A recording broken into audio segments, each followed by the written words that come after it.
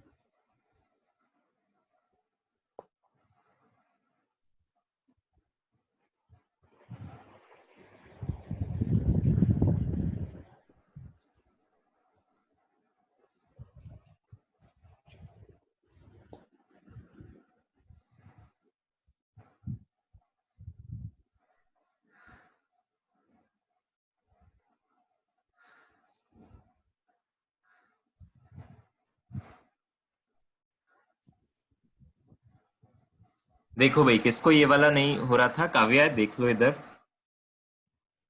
Yes sir.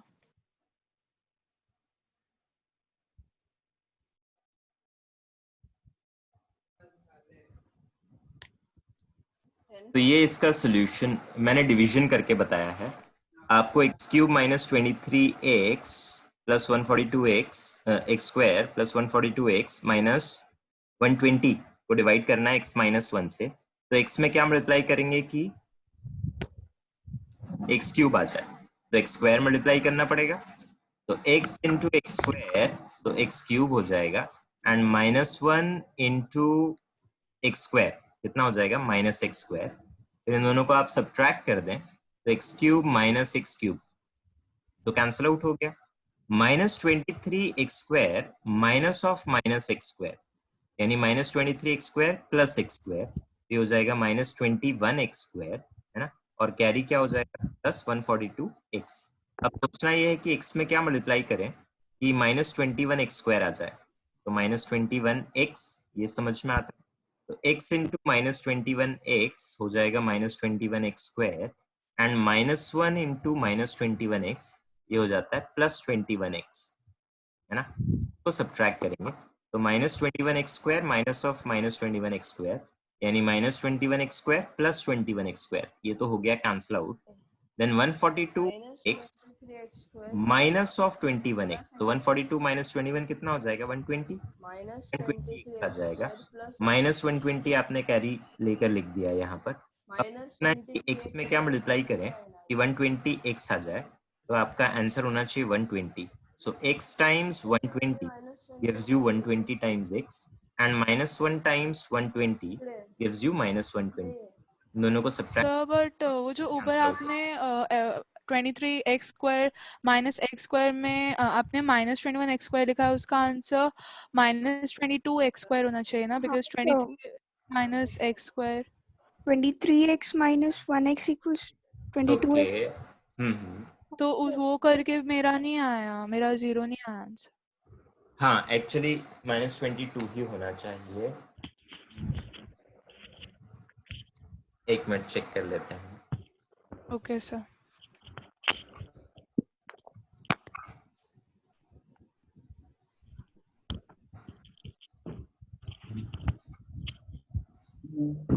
और 142 minus 21 तो 120 नहीं होगा। हाँ, वो 22 ही रहने दो ना, उसमें कोई दिक्कत नहीं है, उसको 22 ही रहने दो। और सर वो 141 नहीं, तो भी 120 आएगा, ठीक है। हाँ तो 120 ऐसा कर लो, अभी भी एक ही बात है ना, ठीक है। एंड रिजल्ट चेंज नहीं हो रहा है। ओके सर, ठीक है। हाँ। From me to everyone. ये क्लियर हुआ? Yes sir. देख लो भाई जिसको नहीं समझ में आया था। फिर x square minus 22x plus 120 को तो फैक्टराइज कर सकते हैं ना, स्प्लिटिंग द मिडिल टर्म से।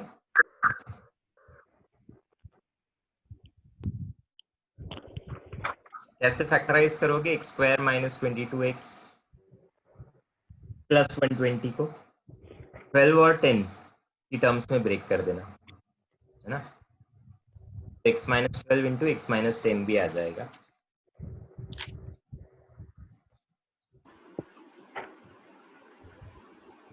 बाकी के क्वेश्चंस बन गए थे?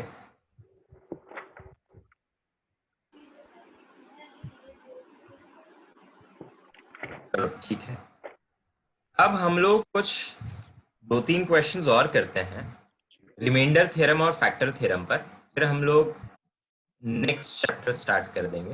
एंड आप लोगों का जो असाइनमेंट डिस्कशन वाला एक लेक्चर में रखूंगा कमिंग वीक में, तो उसमें जो असाइनमेंट मैंने दिया था वो डिस्कस हो जाएगा। अपार्ट फ्रॉम दैट मैं आपको एक और असाइनमेंट दूंगा, तो वो भी आप लोग कंप्लीट करके रख लेना by the end of this week, ठीक है? तो क्वेश्चन नंबर 16, क्या ये सबको दिख रहा है? क्वेश्चन नंबर 16, हाँ सर। Yes sir. इसको आप लोग अटेम्प्ट करें।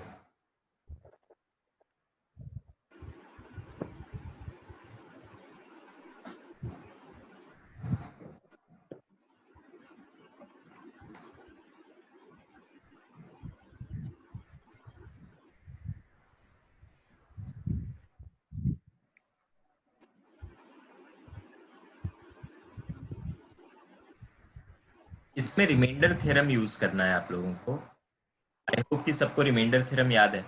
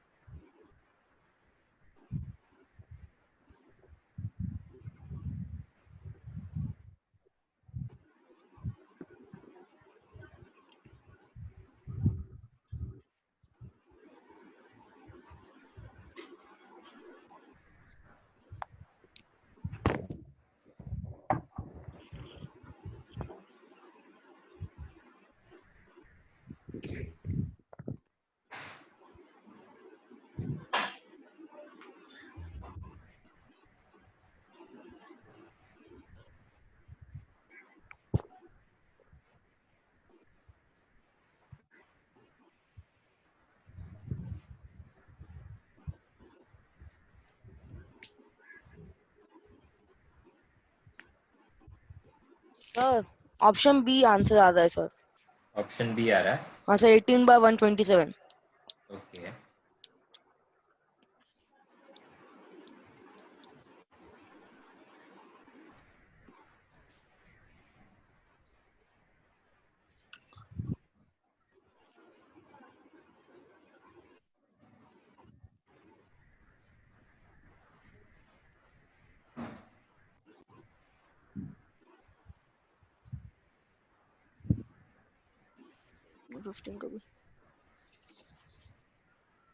नहीं सर सर एक minute sir, option A sir, A आ रहा है। ये आ रहा है हाँ माइनस। सर, हाँ सर -18/127। ओके, अरे क्या है मेरा आंसर? ओके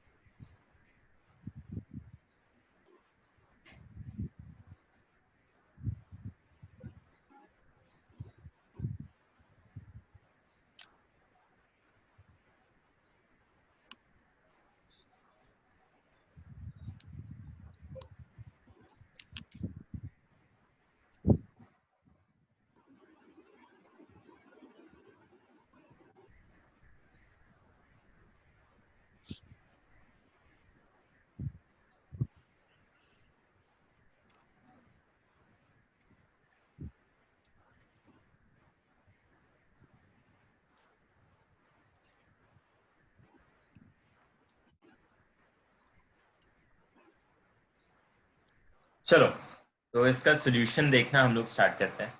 कौन लिख रहा है भाई? ऐसा मत करो।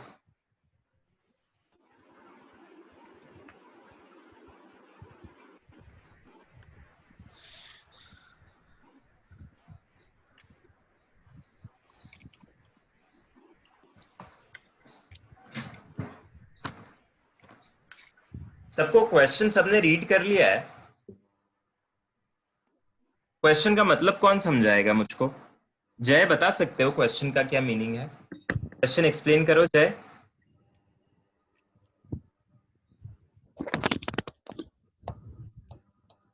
सर हमें उन्होंने जो पॉलिनोमियल दिया है एक्स क्यूब का, हाँ उसे x-4 से डिवाइड करने के बाद जो रिमाइंडर आ रहे हैं हाँ R1 एंड R2, नहीं, सबसे पहले जो ax³ + 3x² - 3 इस पोलिनोमियल को जब आप x-4 से डिवाइड करेंगे ना, तो रिमाइंडर आएगा R1, है ना?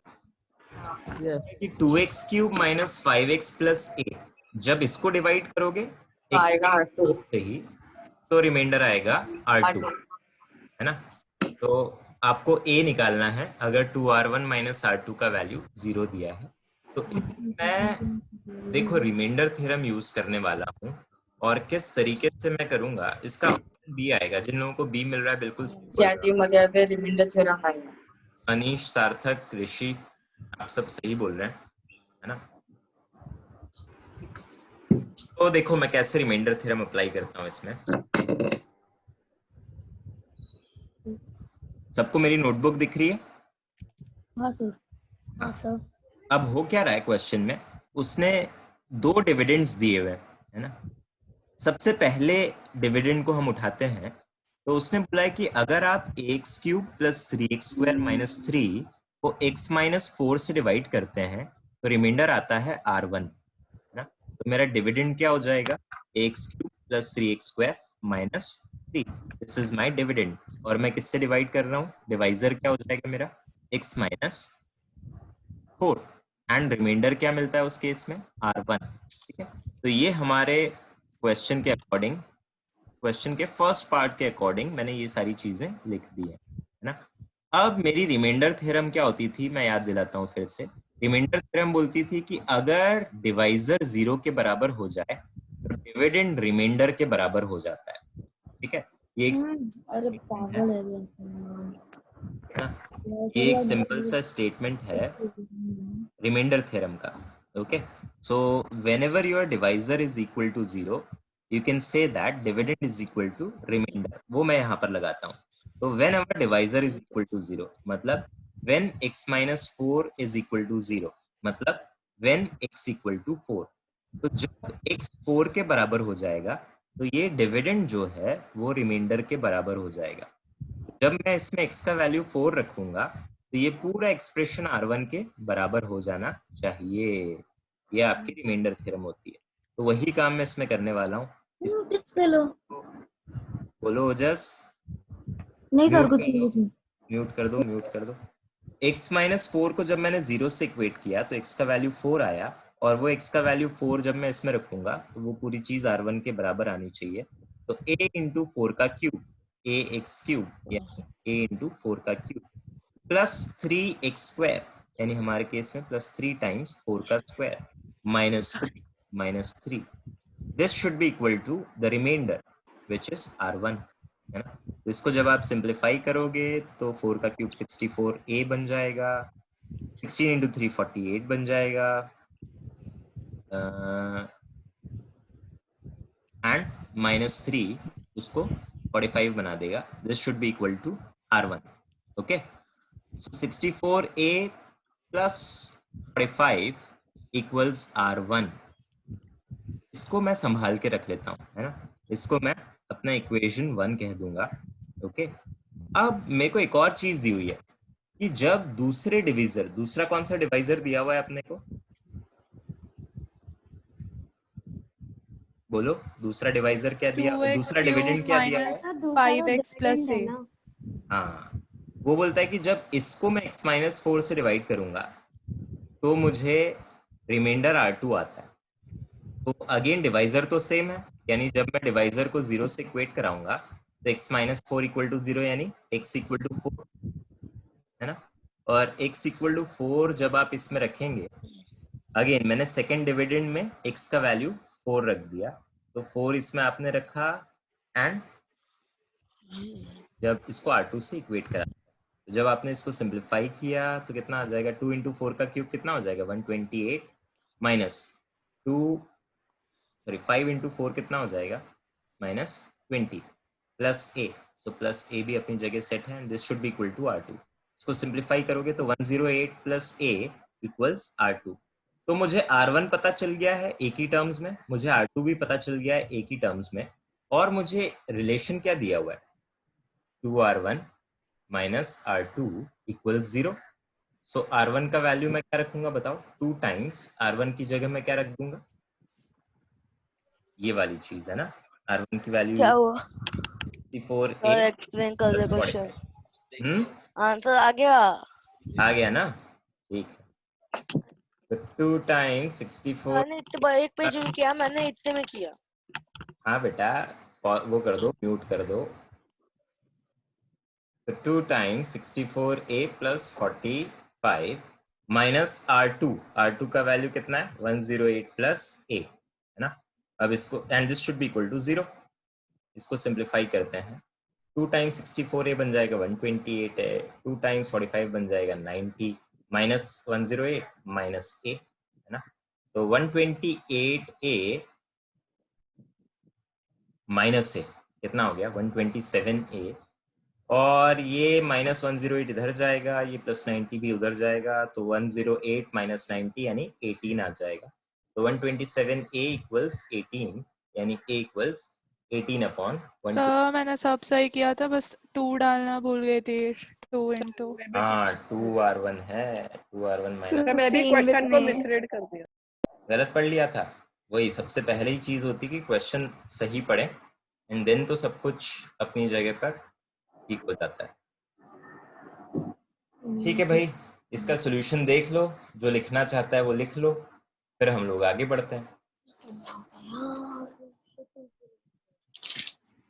आप थोड़ा ऊपर का दिखाओगे क्या?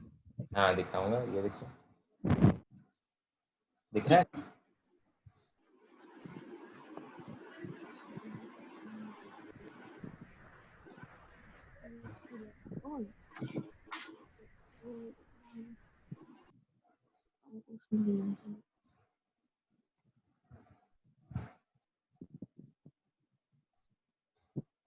Sir done.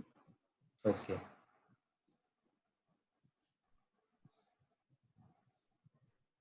रिमाइंडर थ्योरम बस यूज किया हमने, है ना, कुछ भी बहुत नया कुछ नहीं किया है।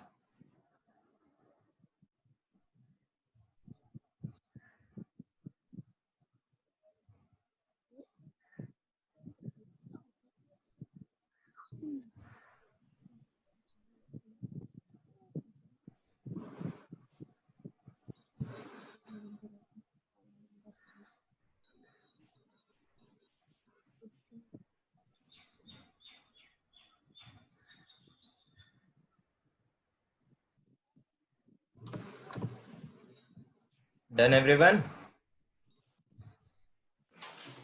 Sir. Yes, sir. Yes, sir. Okay. चलो फिर आगे बढ़ते हैं.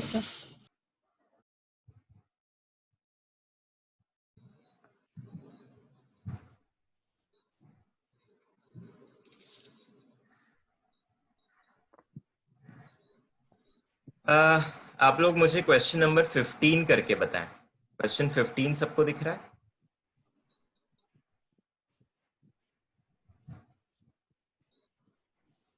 सर कौन सा क्वेश्चन करना है? 15 क्वेश्चन नंबर 15.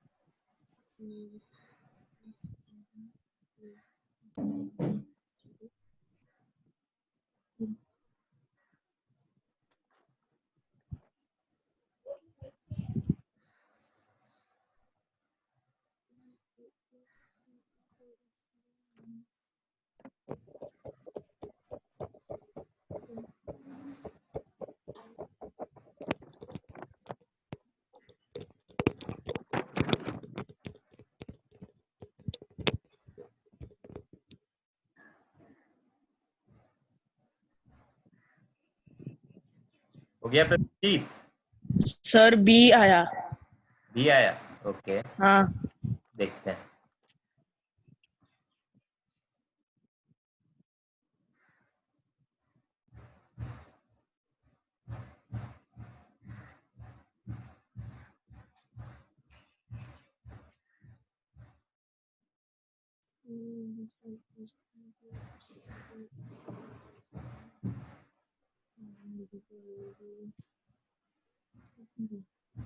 अगेन इसमें हमें फैक्टर थ्योरम लगाना पड़ेगा, है ना? तो फैक्टर थ्योरम लगाने की कोशिश करो इसमें.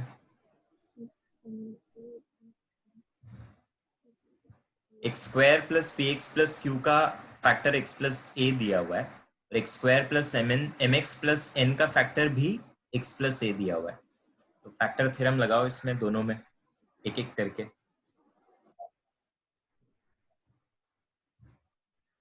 ठीक है आशी, ठीक है ऋषि.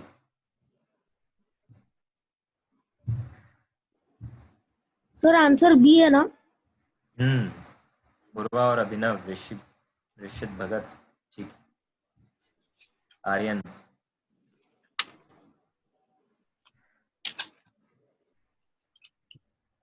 तो करना स्टार्ट करें इसको.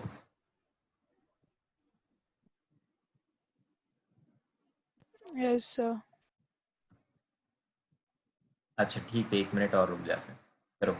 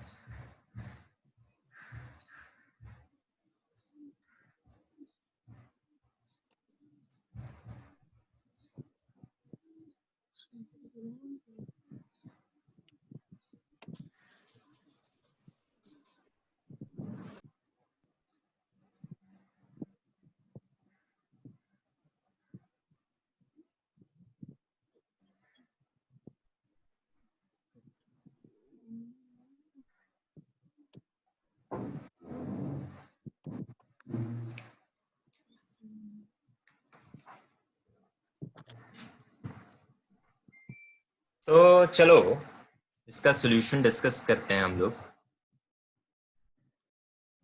क्वेश्चन क्या बोल रहा है वो कि x प्लस ए से हमने डिवाइड किया है दो डिफरेंट पोलिनोमियल्स को। कौन कौन से पोलिनोमियल्स थे वो?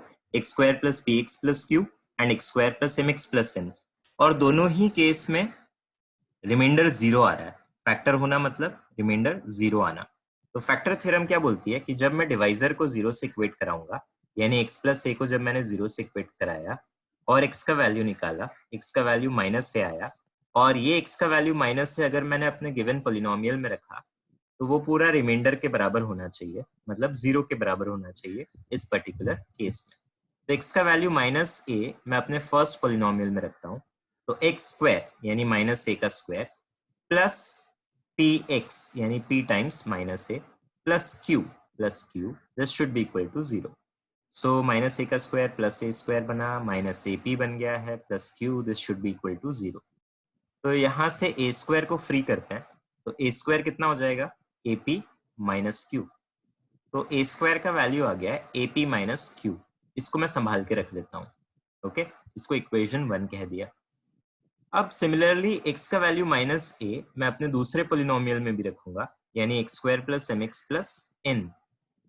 तो एक्स स्क्वायर यानी माइनस ए का स्क्वायर प्लस एम एक्स यानी m times minus a plus n this should be equal to 0, यानी a square minus a m plus n should be equal to 0, यानी a square का value यहाँ से क्या आ गया है, ये दोनों को इधर पहुंचाएं तो ए माइनस एन। तो ये मेरा इक्वेशन 2 बन गया। अब इक्वेशन 1 कहता है कि ए स्क्वायर का value a p minus q है, और इक्वेशन 2 कहता है कि ए स्क्वायर का value a m minus n है, और ये दोनों सच कह रहे हैं, मतलब ये चीज इस चीज के बराबर होनी चाहिए, दोनों ए स्क्वायर के बराबर है चूंकि, है ना। तो a p minus q should be equal to a m minus n. Equation 1 और इक्वेशन 2 दोनों की सुन के हमने ये चीज लिख ली है कि a p minus q should be equivalent to a m minus n. इसमें थोड़ा सा मैन्यूवरिंग करेंगे, थोड़ा सा ट्रांसपोज करेंगे इधर उधर चीजों को, है ना। तो इस कांस्टेंट टर्म को एक तरफ इकट्ठा करते हैं तो क्या हो जाएगा बताओ? ये माइनस एन जब इधर आएगा तो प्लस एन बन जाएगा, तो एन माइनस क्यू रहेगा, है ना।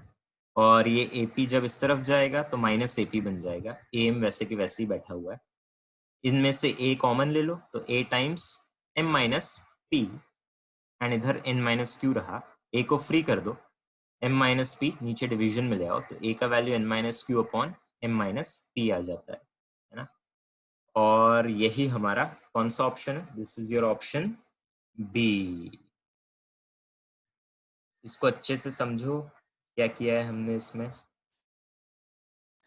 सर बट आपने पहले n को क्यों ट्रांसपोज किया? किस केस में?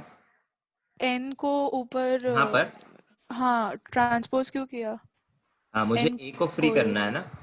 अगर आप n की जगह इस माइनस क्यू को इधर ट्रांसपोज करते है ना, तो उधर p माइनस क्यू मिलता, सॉरी q माइनस एन मिलता, है ना, और इस तरफ मिल जाता p माइनस एम। तो उस केस में आंसर आता क्या? क्या आंसर आ जाता बताओ? q minus n upon p minus m, वो भी करेक्ट रहता, है ना।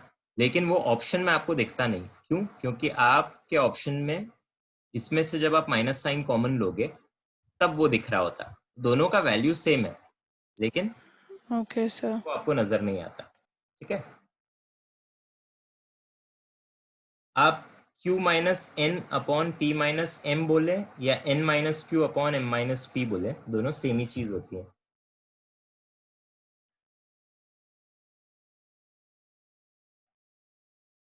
ठीक है, तो ब्रीफली इसको एक बार और मैं बताता हूँ। सर आप सर आप कोई वर्कशीट भेज सकते हो क्या ऐसे ऐसे फैक्टर थ्योरम और रिमाइंडर थ्योरम से हाँ हाँ रिलेटेड, जिससे कि हाँ हम लोग हाँ प्रैक्टिस करें? हाँ हाँ, जो आपकी सेकंड वर्कशीट में बना के दूंगा उसमें कई सारे क्वेश्चंस रिमाइंडर थ्योरम और फैक्टर थ्योरम के रहेंगे, डोंट वरी। तो इसमें हमने किया क्या था, इसमें हमने फैक्टर थ्योरम अप्लाई करी थी, जिसमें हमने सबसे पहले डिवाइजर यानी x प्लस ए को 0 से इक्वेट कराया था, x का वैल्यू निकाला था, तो x का वैल्यू कितना आ गया था, -a आ गया था। फिर वो x का वैल्यू -a मैंने दोनों पोलिनोमियल्स में एक एक करके सब्स्टिट्यूट किया था। फर्स्ट पोलिनोमियल में सब्स्टिट्यूट किया और उसको 0 से इक्वेट कराया, तो मेरे पास एंड रिजल्ट आ गया a² equals ap minus Q. Second polynomial में जब मैंने x का वैल्यू -a रख दिया और उसको सिंप्लीफाई किया 0 से इक्वेट करा के, तो मुझे a² का वैल्यू मिला am माइनस n। दोनों a² के वैल्यूज को जब मैंने आपस में इक्वेट कराया और a को फ्री किया, तो a का फाइनल वैल्यू मुझे n minus q upon m minus p मिल गया, जो कि मेरा ऑप्शन बी था। इसको कॉपी कर लो। सर सर हमने ए स्क्वायर की वैल्यू तो हमने इक्वेट करवाया, तो सर हम लोग को ए स्क्वायर का ही वैल्यू मिलना चाहिए ना? a² का वैल्यू मिलना चाहिए मतलब? सर आपने बोला कि दोनों में ए स्क्वायर का वैल्यू सेम था, ए पी माइनस क्यू और a m minus n. Yes. तो सर हमने जब उनको इक्वेट करवाया तो सर ये फिर ए स्क्वायर का वैल्यू हो गया ना सर, क्योंकि नहीं, a² तो आपने एलिमिनेट कर दिया ना बच्चे, a² तो आपने गायब ही कर दिया है ना, तो आपको a का वैल्यू मिला। जब आप एलिमिनेशन मेथड यूज करते हैं लीनियर इक्वेशंस में, तो होता ये है जिसको आप एलिमिनेट करते हैं वो गायब हो जाता है ना, एलिमिनेट ही हो जाता है, नेचुरल सी बात है। तो a² को आपने इक्वेट करा दिया है, तो a² गायब हो गया, अल्टीमेटली आपको a की टर्म्स में एक एक्सप्रेशन आ गया, इक्वेशन आ गया, उसमें से आपने a को फ्री कर दिया। सर आप थोड़ा फैक्टर थ्योरम समझा सकते हैं? मुझे ढंग से समझ ही नहीं आ रहा वो। फैक्टर थ्योरम आपको रिमाइंडर थ्योरम समझ में आया था? Yes sir.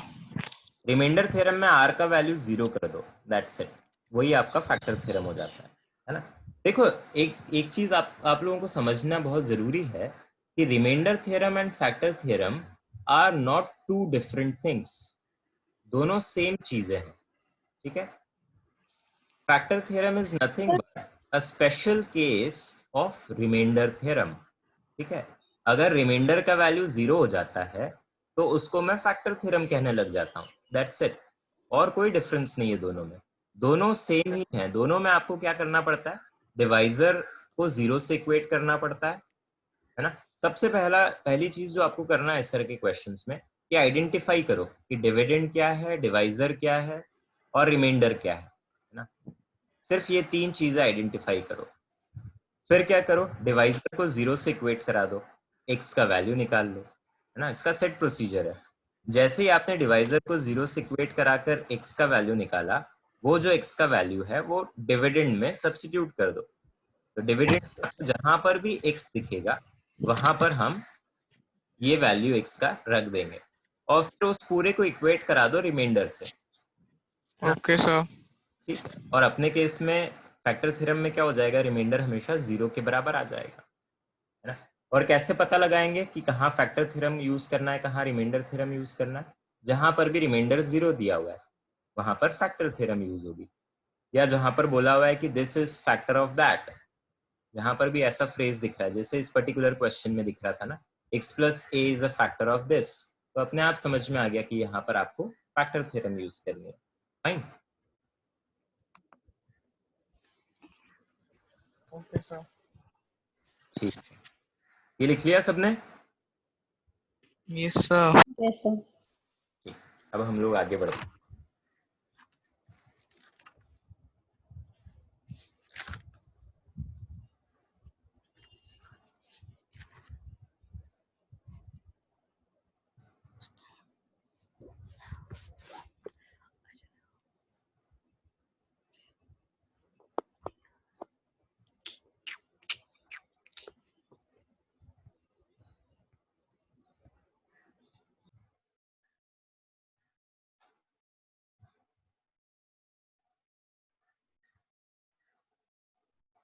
ठीक है, तो इस चैप्टर में प्रैक्टिस के लिए हमारे पास यही है ना। अभी हमने इसकी थ्योरी पूरी पढ़ ली है, क्वेश्चंस प्रैक्टिस किए हैं, और थोड़े क्वेश्चंस हमको प्रैक्टिस करने होंगे इस पर्टिकुलर चैप्टर में। आपकी वर्कशीट 1 का डिस्कशन मैं नेक्स्ट वीक में रख रहा हूँ, और वर्कशीट 2 भी मैं आपको दूंगा, जिसमें हर तरह के क्वेश्चंस होंगे। रिमाइंडर थ्योरम और फैक्टर थ्योरम पर थोड़े से ज्यादा क्वेश्चंस होंगे, ठीक है। नेक्स्ट चैप्टर हम लोग नेक्स्ट क्लास में स्टार्ट करेंगे, उसका नाम है नंबर सिस्टम, ठीक है। तो नेक्स्ट क्लास में हम लोग क्या स्टार्ट करने वाले हैं? Number system. नंबर सिस्टम, ठीक है। तो आप लोगों को नंबर सिस्टम्स के बेसिक्स पता है? रैशनल नंबर्स क्या होते हैं? हाँ सर। हाँ सर। कौन से हाँ, नंबर्स टर्मिनेट करते हैं, कौन से नॉन टर्मिनेटिंग होते हैं? डेसिमल वो सारे आप एक्सपेंशन। अपने क्लास 8 में जो भी सीखा था हमने, है ना, उसको एक बार रिवाइज करके रखना। फिर हम लोग क्लास 9 के कॉरेस्पॉन्डिंग नंबर सिस्टम्स चैप्टर देखना स्टार्ट करेंगे। पिछली बार तक आप लोगों ने रैशनल नंबर्स के साथ ज्यादा डील किया था, पर्टिकुलरली हम लोग यस सर। इरैशनल नंबर्स के साथ ज्यादा डील करेंगे। Okay sir. चलो, तो आज के लिए इतना काफी है। अभी आप लोगों का ब्रेक है, उसके बाद आप लोगों का केमिस्ट्री। सब ब्रेक कितने देर के लिए? Thank you sir. आपका प्लीज आज भेज देना वो वर्कशीट। Bye sir. हाँ, सर आप प्लीज आज भेज देना वो वर्कशीट। यस यस, भेज दो। Okay sir, thank you sir, bye sir. चलो, bye bye sir. Bye sir. Thank you. Bye bye bye sir. Okay, take care.